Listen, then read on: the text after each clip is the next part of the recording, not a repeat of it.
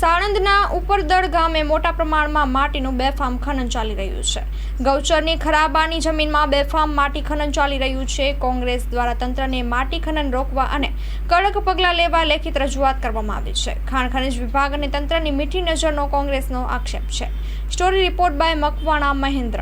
મારું નામ શૈલેષ ઠક્કર છે. હું કોંગ્રેસ પ્રવક્તા છું અને જે આ કોંગ્રેસ મીડિયા સેલે અમારું મામલતદારને અરજી આપી છે, નોટિસ આપી છે કે ભાઈ સાણંદ તાલુકાના ઉપરદળ ગામની અંદર ખનીજ ચોરીનું મોટું તોફાન ચાલી રહ્યું છે. એટલે કે 2-3 વર્ષથી એક 100 વીઘાનો નંબર છે, એની અંદર 70 થી 80 વીઘા અંદરથી માટી લઈ ગયા છે.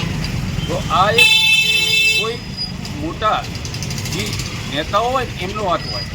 હું તો એવું માનું કે તલાટી પણ અંદર હાજર જ હશે, પણ કહેવાનો મતલબ જે મોટા નેતાઓ હોય ને એ હાજર હોય અને એ એમના હાથ નીચે જ આ કામ થઈ રહ્યું હોય. એટલે જે પણ કાયદેસર કાર્યવાહી થાય એ અમે કલેક્ટર સાહેબને જણાવ્યું જ છે. જે પણ કાયદેસર કાર્યવાહી થાય એ જબરબંધી કહેવામાં આવે છે ને ભાજપવાળા કે છોડવામાં ના આવે. આપણે સામાન્ય છે, કોઈ ફિક્સ થાળી 120 રૂપિયા લીધી હોય, તમારે પકવાનમાં 400 રૂપિયામાં ખાવું હોય પૂરું, તો કેવી રીતે ખવાય? તો તમે 5-10 વીઘાનું ટાંડર કે તમે એનો ઠરાવ કર્યો હોય, તમે 80 વીઘામાં ખોદીને જ માટી લઈ જવું ચાલતું હશે.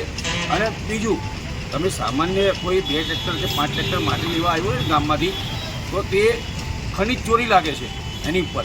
અને આ બધા આટલી બધી માટી લઈ ગયા, એની ઉપર શું કાર્યવાહી કરશો? એટલે સારી રીતે કાર્યવાહી કરો. અને કોઈ, હું તો કહું, ગમે તેવો મોટો હોય એને છોડવામાં ના આવે એ અમારી વિનંતી છે. અને જ્યાં કોંગ્રેસ જ્યાં આ ખનીજનું ચાલતું છે, જ્યાં કોંગ્રેસ અમે સાથ સહકાર આપી અને આવા પર્દાફાશ કરશું. કેટલા સમયથી ચાલે છે? 2-2.5 વર્ષથી ચાલી રહ્યું છે. બરાબર.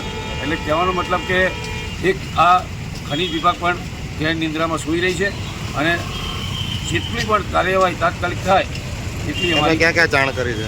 અમે કલેક્ટર સાહેબને સીને નોટિસ આપી છે. બરાબર. અને આગળ પડતા અમે પ્રાંત સાહેબને તલાટી વિરુદ્ધમાં પણ નોટિસ આપશું. માં motor driving, safe and sure driving.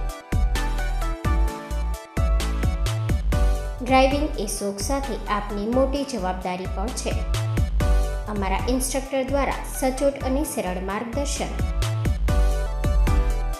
આપની રોજની તાલીમની માહિતી મેળવીને શું અધુરાશ છે એના ઉપર પૂરું ફોકસ કરાય છે.